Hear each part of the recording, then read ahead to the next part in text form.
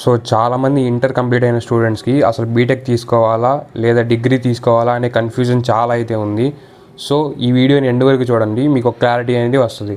So BTech అనేది engineering plus technical course, అంటే దీంట్లో టెక్నికల్ సబ్జెక్ట్స్ అనేవి ఉంటాయి.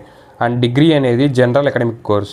సో బీటెక్లో వచ్చేసి CSC, ECE, triple E, mechanical, civil different branches అయితే ఉంటాయి. అండ్ అలాగే డిగ్రీ చూసుకున్నట్టయితే బీఎస్సీ, బీఏ, బీకామ్ ఇలా బ్రాంచెస్ అయితే ఉంటాయి. అండ్ బీటెక్లో స్కిల్స్ వచ్చేసి coding, problem solving and technical skills. And డిగ్రీలో స్కిల్స్ వచ్చేసి communication, writing and subject knowledge. So బీటెక్లో వచ్చేసి IT and engineering jobs. So engineering jobs అంటే లైక్ సాఫ్ట్వేర్ ఇలాంటి జాబ్స్ అనేవి ఉంటాయి.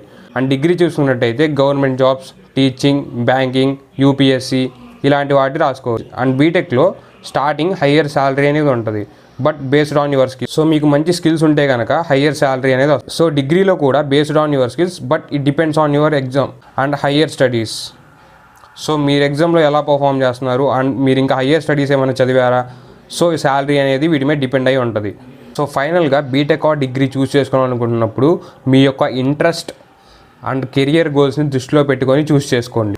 సో ఈ వీడియో కనుక మీకు నచ్చినట్టయితే ఈ వీడియోని లైక్ చేసి మన అకౌంట్ని ఫాలో చేసుకొని ఇలాగే బీటెక్ ఆర్ డిగ్రీ ఏది తీసుకుందామని కన్ఫ్యూజ్ అవుతున్నాం మీ ఫ్రెండ్స్ అందరికీ ఈ వీడియోని షేర్ చేయండి.